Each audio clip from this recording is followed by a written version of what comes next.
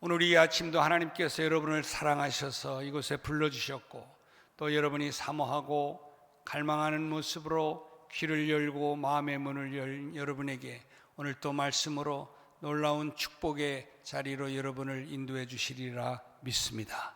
귀하신 은혜가 넘치게 되기를 다시 한번 주님의 이름으로 축복합니다. 6.25 전쟁 때 피난을 가다가 아버지를 잃고 또 가장의 역할을 하게 된 한 소녀가 있었습니다. 시장에서 성냥과 양초를 팔면서 가족을 부양해 가던 이 소녀는 생계조차 이어가기 힘들 정도로 어려운 상황 가운데 속에서도 그는 열심히 공부를 해서 결국 박사학위를 받고 대학 교수가 됐습니다. 그리고 은퇴한 뒤에 그는 전 재산을 털어서 갈 곳이 없는 많은 여성들을 위한 시설들을 만들고 또 사회복지사가 되어서 수천 명의 많은 사람들을 돕고 있습니다. 이 이야기의 주인공이 누구냐면 이인숙 교수라고 하는 분입니다. 이분은 완전히 폐허가 된 상황에서 그런 상황 속에서도 꿈을 놓지 않고, 그리고 매번 내가 다시 일어설 수 있는 이유를 타고르의 또 기도와 윤동주의 십자가라고 하는 그런 시를 통해서 그는 힘을 얻었다는 거예요. 타고르의 기도 가운데 이런 내용이 있어요. 고통을 멎게 해달라고 기도하지 말고 고통을 극복할 용기를 달라고 내가 기도하게 하소서. 이런 내용이죠. 또 윤동주의 시 가운데에는 이런 내용이, 십자가라는 시 가운데 이런 내용이 있습니다. 꽃처럼 피어나는 피를 어두워가는 하늘 밑에 조용히 드리겠습니다.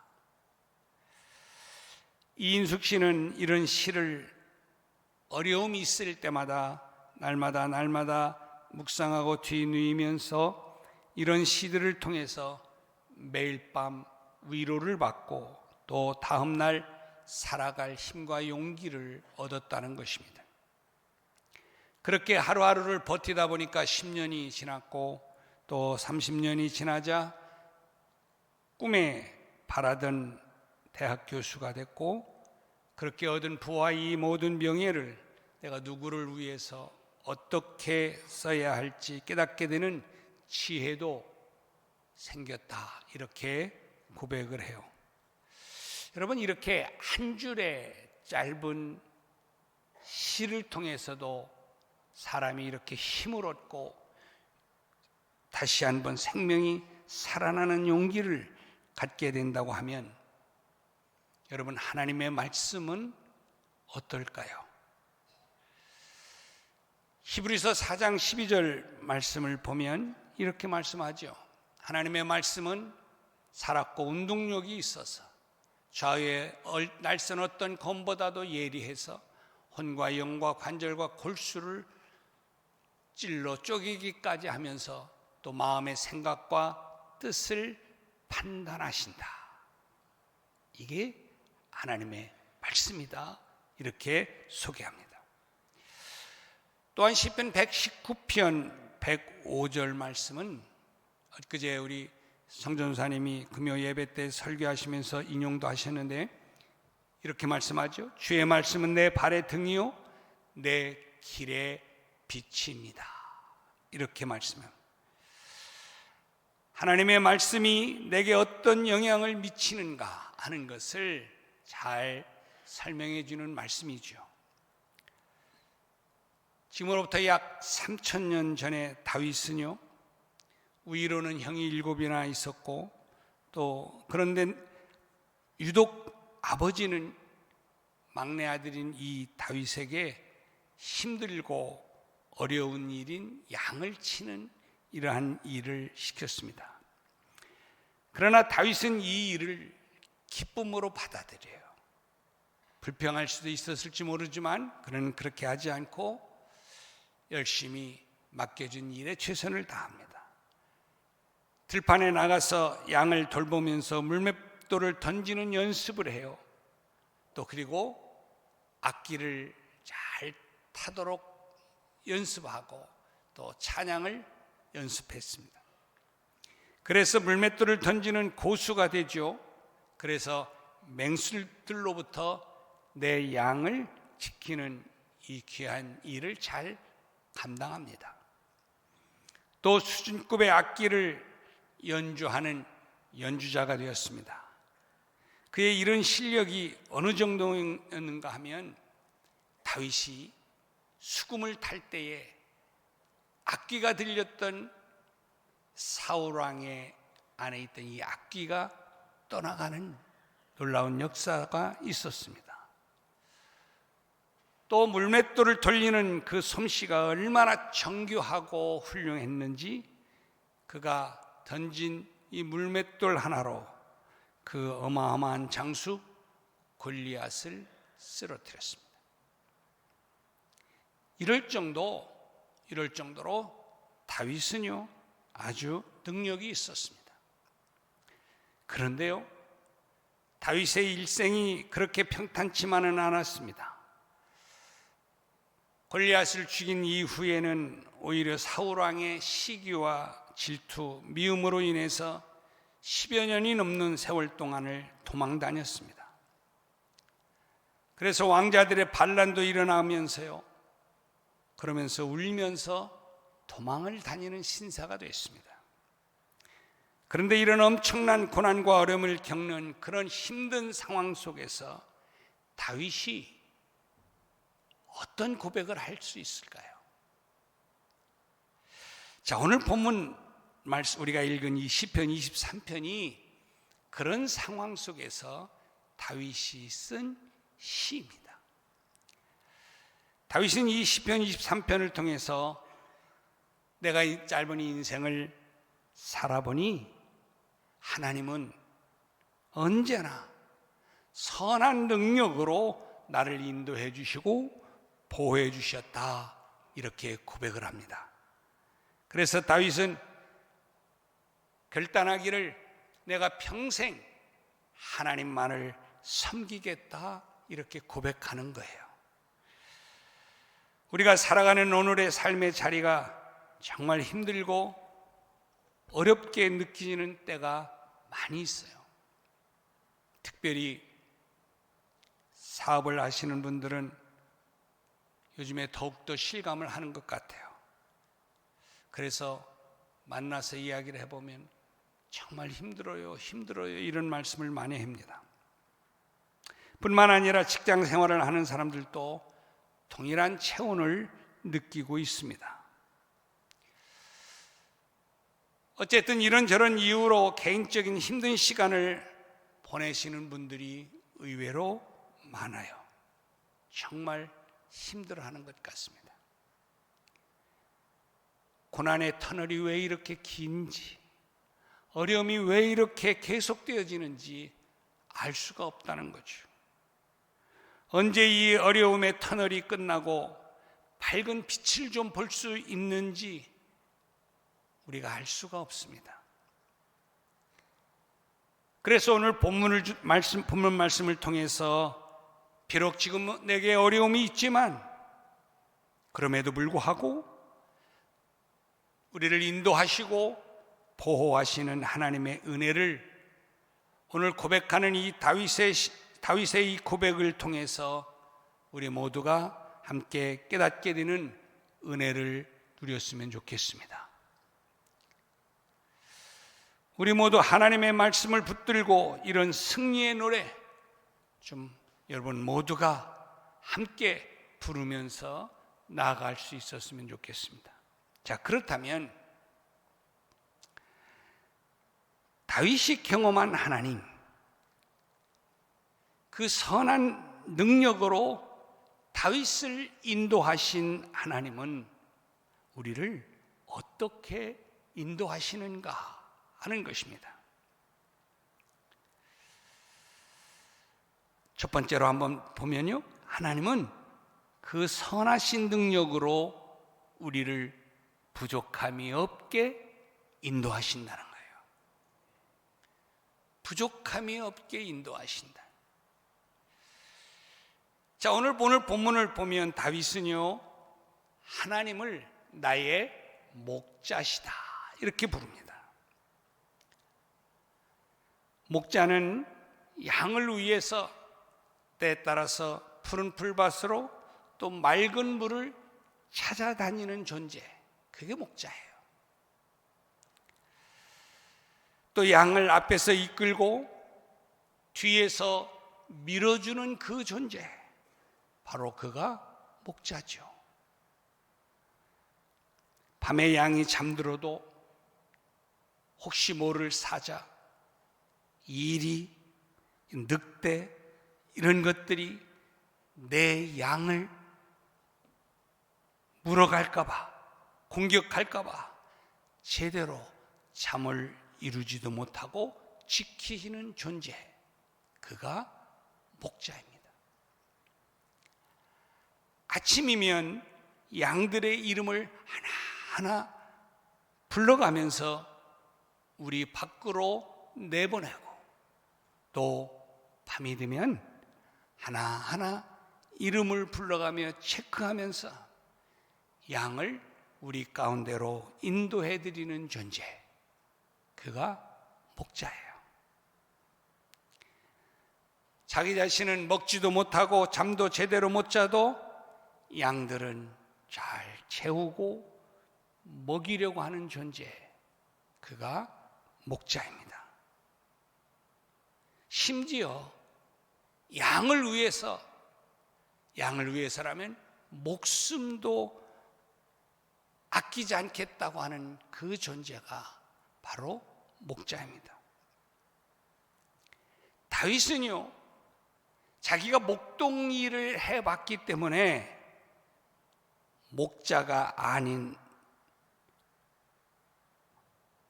어떤 사람이 이해할 수 없는 그것을 목자의 경험을 가졌던 이 다윗은 너무나 잘 알아요. 그런데 하나님께서 나를 인도해 가시는 것을 보니까 꼭 하나님이 목자 같더라는 거예요.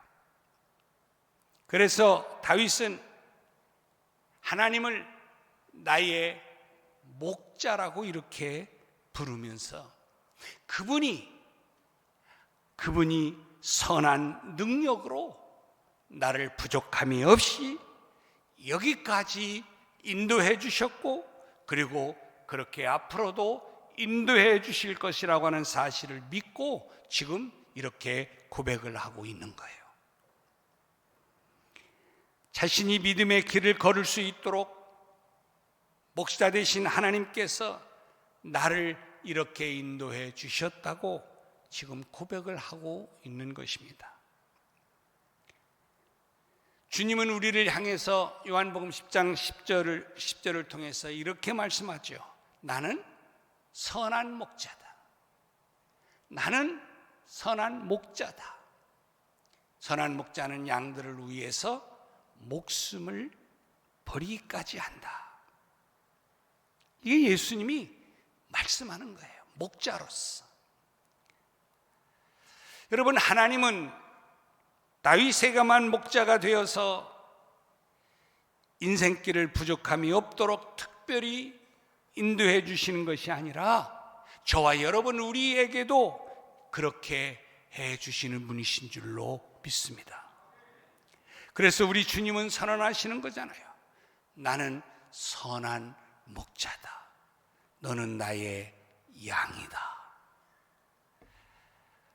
그러면서 하시는 말씀이 나는 내 양들을 위해서 목숨을 바치겠다 말씀하는 거예요. 여러분 생각해 보세요. 나를 위해서 목숨을 버리실 분이 여러분 무엇인들 안 해주시겠습니까? 성경에는 하나님께서 우리에게 하신 약속들이 엄청나게 많죠. 그런데 그 모든 약속들은 우리에게 복이 되는 약속들입니다. 하나님께서 선한 능력으로 우리를 부족함이 없도록 인도해 주시는 약속들이에요. 그러니 우리는 그 하나님의 약속의 말씀을 붙들고 믿음으로 살아가야 될 줄로 믿습니다.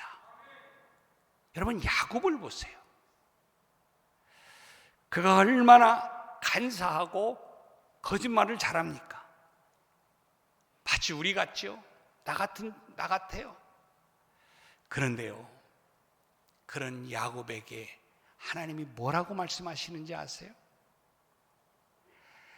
창세기 28장 15절에 보니까요, 그런 야곱에게 하나님이 이렇게 말씀했어요.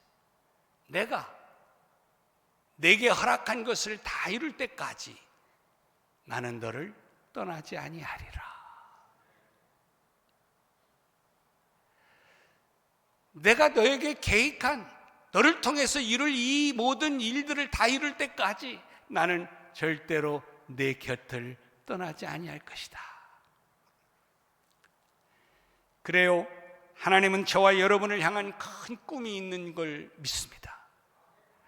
하나님은 저와 여러분을 향한 놀라운 계획이 있음을 믿습니다. 그래서요, 우리를 이렇게 사랑해 주시고 우리에게 또 은혜를 주시고 또 우리에게 달란트를 주셨습니다. 또 말씀을 주셨어요. 기도 응답을 해 주셨습니다. 하나님은 우리에게 약속하시고 말씀하신 그 모든 약속을 선한 능력으로 이루어 주실 분이신 걸 분명히 믿습니다. 그 선한 능력으로 우리를 향한 뜻을 온전하게 이루어 가실 줄로 믿습니다. 여러분, 그것을 이루기까지 하나님은요, 절대로 우리의 곁을 떠나지 않겠다고 약속하십니다. 그러니 이런 어떤 상황이 내 앞에 있다 할지라도 그 하나님, 약속하신 하나님을 바라보시면서 내게서 이 일을 내가 이루기까지 너를 떠나지 않겠다고 약속하시는 이 약속의 말씀을 믿고 바라보며 오늘도 승리하며 나가시는 여러분 되시기를 주님의 이름으로 축복합니다. 그런 하나님이 나를 부족함이 없도록 인도하시겠다는 거예요. 두 번째로, 하나님은 그 선한 능력으로 우리를 보호해 주시는 분이라고 말합니다. 여러분, 오늘 4절, 5절 말씀을 보면요, 다윗은 평생을 통해서 내가 죽음의 음침한 골짜기를 걸어간다 할지라도 내가 두려워하지 않는다는 거예요. 내가 그런 속에서도 두려워하지 아니할 것은 왜 그래요? 하나님이 나와 함께 하기 때문이라는 거예요. 이렇게 고백합니다. 여러분, 여기 목자라는 말은 영어로는 셰퍼드라고 그러죠. 그 뜻이 뭐예요? 보호자라는 뜻.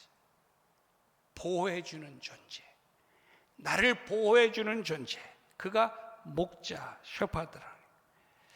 즉 하나님께서 나를 보호해 주시기 때문에 내게는 부족함이 없고 더 이상 바랄 것도 없다는 거예요. 언제나 주의 지팡이와 막대기가 나를 지켜주시기에 나는 안심이 된다, 이런 말이죠. 여러분, 여기 지팡이라는 말은요, 스태프라는 단어로 쓰여 있는데요, 이건 뭐냐면 지휘자의 지휘봉. 장경택 지휘자님이 지휘봉을 들고 이제 하잖아요. 그러면 모든 사람들이, 모든 파트가 다 이 지휘봉 하나에 따라서 이렇게 움직여가는, 목적하는 대로. 이게 중요하죠. 또 자문단이라는 의미도 있어요. 자문해주는. 그러니까 여러분, 여기서 지금 다윗이 말하는 하나님이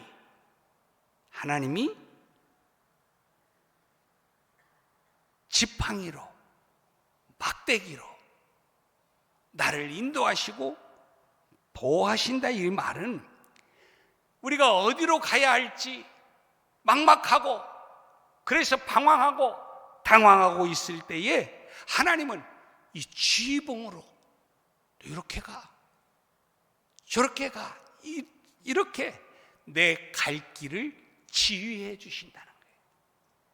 그러면 그 지휘자의 그 지휘봉에 따라서 가면 되는 거죠. 그렇기 때문에 우리는 나의 갈 길을 지도해 주실 그 하나님의 말씀에 두 눈을 고정하고 주시하고 순종하면서 따라가야 하는 거죠. 그러면 되는 거예요. 또한 오늘 여기 주의 막대기가 나를 안위하신다 이런 말씀을 했잖아요. 이게 무슨 의미입니까? 여러분, 여기 막대기는 회초리라는 말이에요. 매, 말 안 들 때 한 대씩 때리는 매 말이죠. 그러니까 다시 말하면 주님의 회초리가 나를 평안의 길로, 바른 길로 인도해 주신다는 거예요. 내가 바른 길을 가지 않을 때에는 하나님이 그 길을 내버려 두는 것이 아니라 사랑하는 자이기 때문에 나를 너무나 잘 아시는 하나님이시기 때문에 그걸 내버려 두지 않고 매를 들어서, 막대기를 들어서 때려서라도 목자 되신 주님이 바라는 길을 가게 만드신다는 거예요. 그때는 아프죠. 고통스럽지요. 힘들지요. 아니, 이해가 되지 않지요. 그러니까 그 회초리를 맞을 때에는, 아니, 하나님 맞으십니까? 아니, 어떻게 나한테 하나님 이럴 수가 있어요? 뭐 섭섭해요. 그러나 여러분, 이것은 나를 가장 잘 아시는 하나님이 나를요, 궁극적으로는 바르고 가장 좋은 길로, 선한 길로 인도하시기 위한 위장된 사랑의 표현임을 믿으시기 바라요. 나를 사망의 음침한 골짜기로 빠지지 않게 하시기 위한, 나를 악으로부터 보호하시려고 하는 하나님의 위장된 사랑의 표현이라는 거예요. 그래서 하나님은 때로 막대기를 드신다는 거예요. 그렇기 때문에 이 사실을 잘 안 다윗은 하나님이 드신 이 회초리, 주의 막대기를 오히려 감사하면서 찬양하고 있는 거예요. 결국은 주님께서 내 원수들이 보는 앞에서 나에게 잔치를 베풀어 주시는 그것에 대해서 주님께 감사하고 찬양을 드리는 거예요. 그러면서 하는 말이 내 잔이 넘치나이다. 내 잔이 넘치나이다. 고백하는 거예요. 다윗은 일평생을 살면서 여러분 정말 죽음의 고비도 많이 넘겼습니다. 그럴 때마다요, 하나님은 다윗에게 사람들을 붙여줬어요. 좋은 사람들을 붙여줬어요. 그리고 하나님께서 그에게 지혜를 부어주셨어요. 그 위험한 골짜기를 지날 때마다 그 죽음의 골짜기를 안전하게 지나갈 수 있도록 이끌어 주셨습니다. 그래요, 우리는요, 우리의 상식으로 이해되지 않는 하나님의 능력으로 이루어지는 역사를 경험할 때가 많이 있어요. 유대인의 지혜서라고 말하는 탈무드를 보면 이 성경을 이렇게 보완해 주는 그런 내용들이 많이 있는데요, 다윗의 이런 고백을 증명하는 글이 있는데 이런 이야기했어요. 다윗이 평소에 거미를 아주 싫어했대요. 거미. 왜 그러냐면 이 거미는 아무 곳에나 틈만 있으면 막 거미줄을 쳐가지고 지저분하게 만들잖아요. 그래서 이 다윗은 거미를 싫어했답니다. 그런데요, 이렇게 싫어했던 거미가 어느 날 다윗 왕이 전쟁에 나가서 적과 싸우게 됐어요. 이스라엘은 싸움에 밀려서 적에게 포위당하게 되죠. 자, 이런 위급한 상황에 다윗이 빠지게 되면서 도저히 빠져나갈 수 있는 틈이 없었습니다. 결국 다윗 왕은 급하게 한 동굴 속으로 피신해 들어갔어요. 하지만 그 동굴은 적군이 다윗을 쉽게 찾아낼 수 있는 깊지 않은 작은 동굴이었대요. 그러니 숨기는 숨었지만은 쉽게 발견되고 그러면 단칼에 죽게 되어져 있는 그런 상황입니다. 그런데요, 그런 상황에 갑자기 거미 한 마리가 나타나가지고 그 굴 앞에서 막 거미줄을 치기 시작을 한 거예요. 자, 적군이 이 동굴을 발견을 했어요. 왕이 이 안에 숨어 있을지도 모르겠다 생각을 했어요. 그러자 한 사람이 이렇게 말을 합니다. 아니, 이거 못 봐요? 여기 지금 거미줄이 이렇게 있는데 어떻게 저 안에 사람이 있을 수 있단 말이에요? 없어요. 그리고 다 가버렸다는 거예요. 여러분,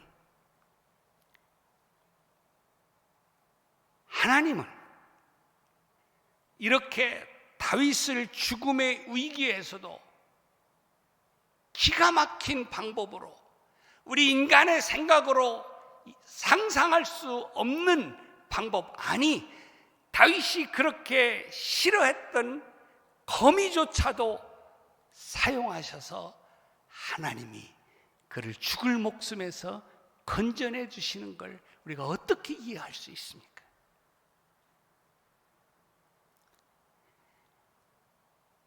주님이 마태복음 10장 29절에서 31절에서 이렇게 말씀하시잖아요. 참새 2마리가 하나사리온에 팔리지 않느냐? 그러나 너희 아버지께서 허락하지 아니하시면 이 참새 1마리도 땅에 절대로 떨어지지 아니하느니라. 너에게는 머리털까지 다 세신 바 되었나니 두려워하지 말아라. 그리고 말하는 거예요. 너희는 이 참새보다 더 귀하지 아니하냐? 너희는 이 참새보다도 귀하지 않냐? 그러므로 여러분, 우리는 오직 선한 능력으로, 당신의 그 선하신 능력으로 우리를 보호해 주실 하나님을 믿고 바라보며 살아가는 되는 것입니다.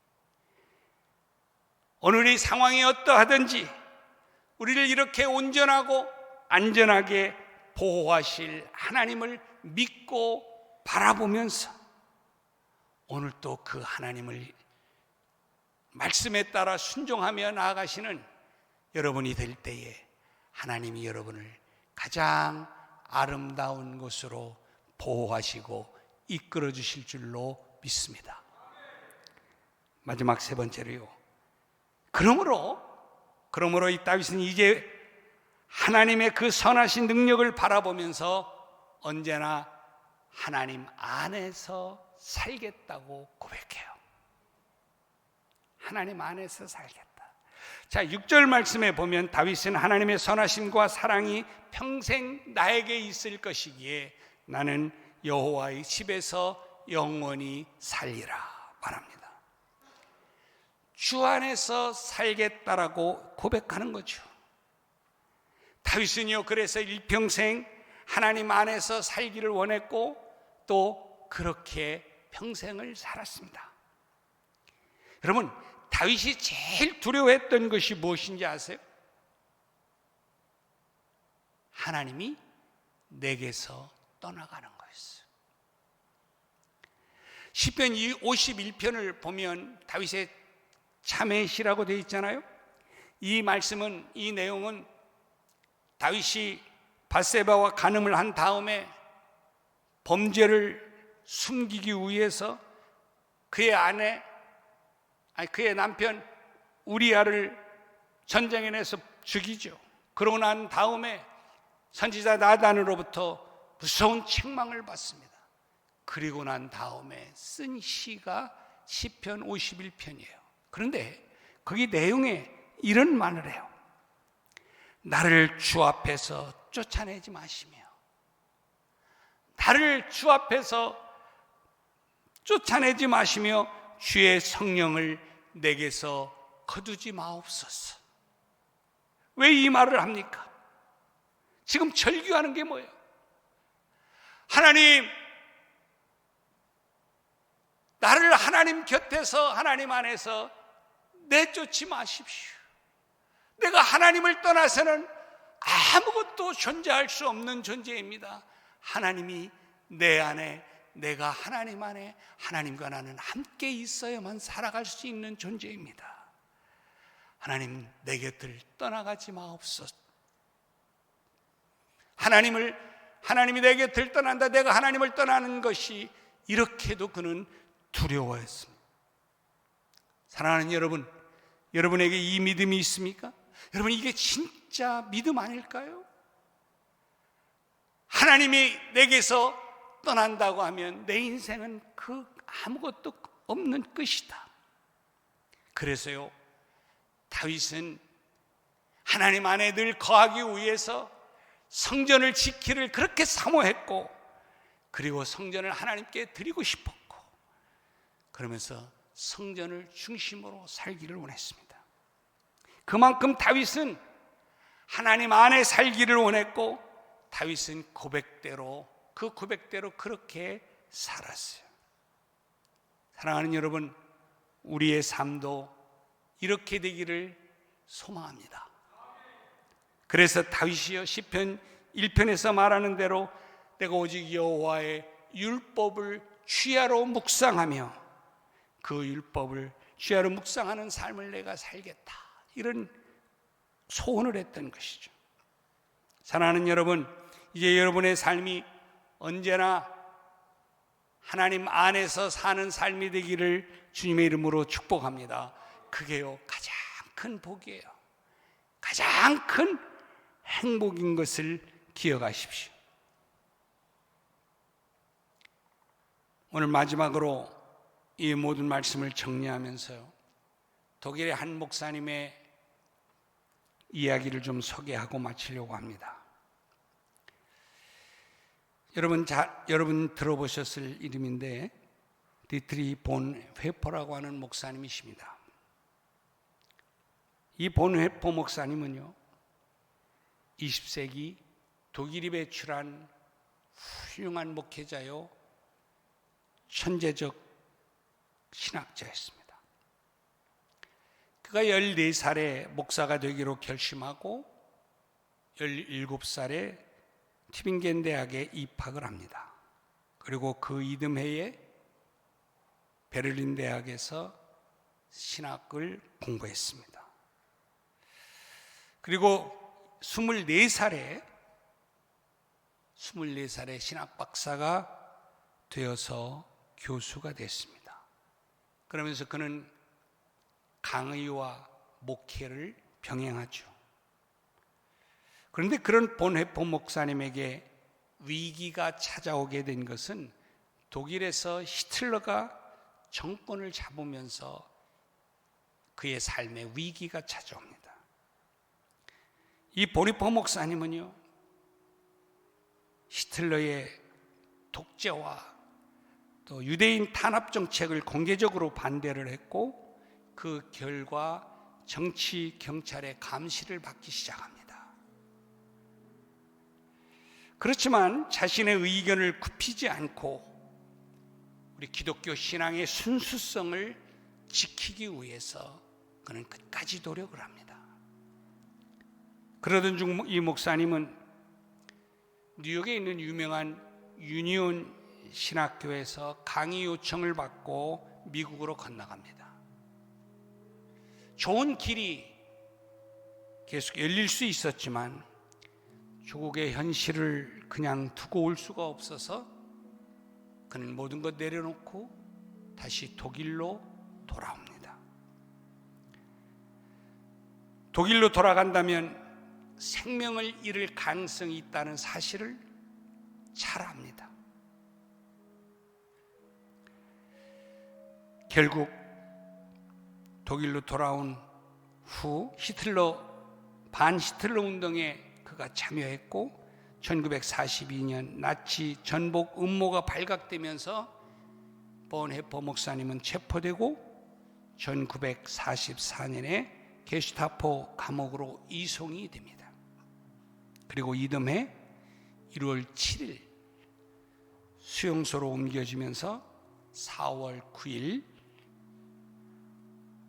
교수형으로 생을 마감합니다. 겨울이 깊던 1944년 12월 19일에 목사님은 베를린의 한 차가운 지하 감옥에서 그의 약혼 여인 마리아 폰 베데마이어에게 한 통의 편지를 써요. 이 편지를 후에 지그프리트 피에치라고 하는 분이 곡을 붙였는데 그 찬양이 우리가 잘 아는 선하신 하나님의 능력으로 라고 하는 이 찬양입니다.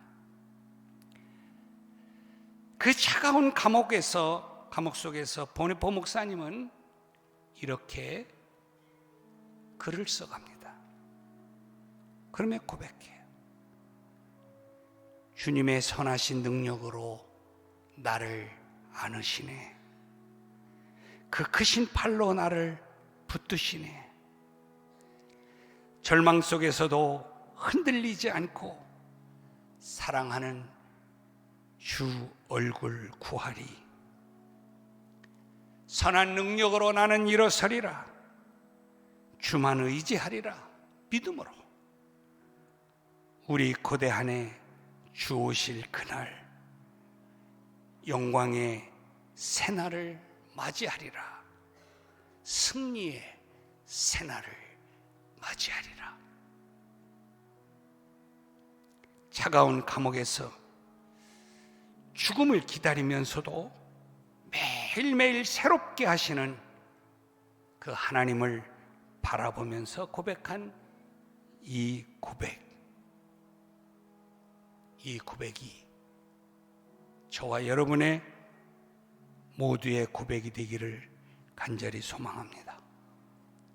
힘들고 어려움이 우리 앞에 있지만 언제나 선한 능력으로 우리를 인도하시며 우리를 보호하시는 그 하나님을 바라보면서 주 안에서 승리하게 되기를 주님의 이름으로 축복합니다.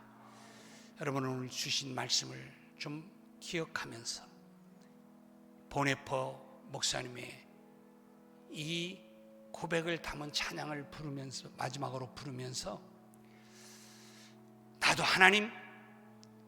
하나님의 선하신 능력을 믿고 바라보면서 오늘도 일어나겠습니다. 살아가겠습니다. 승리하겠습니다.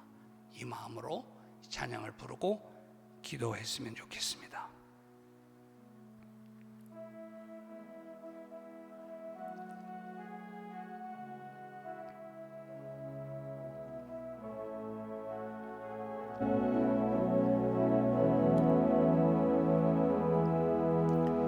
주 선한 능력으로 안으시네.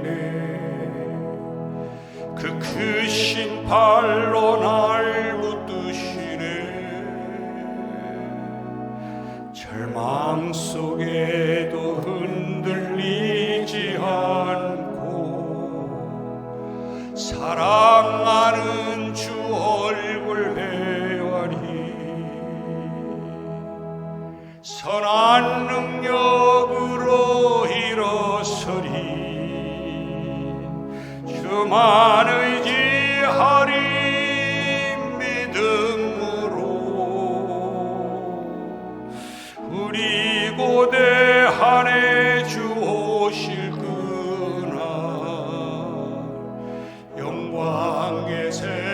날을 맞이하리. 이전 내 괴로움 나래워 사고 고난 내 길을 걷는다 해도 주님께 모두 맡긴 우리 영혼 끝내 승리의 날을 맞으리. 선한 능력으로 일어서리. 주만 의지하리. 믿음으로 우리 고대한에 주 오실 그날 영광의 새날을 맞이하리. 주님이 미신 고난에 쓴 자를 우리도 감사하며 받으리. 주님의 맘 고난 채워가며 예수와 복음 위에 살리라. 선한 능력으로 일어서리. 주만 의지하리.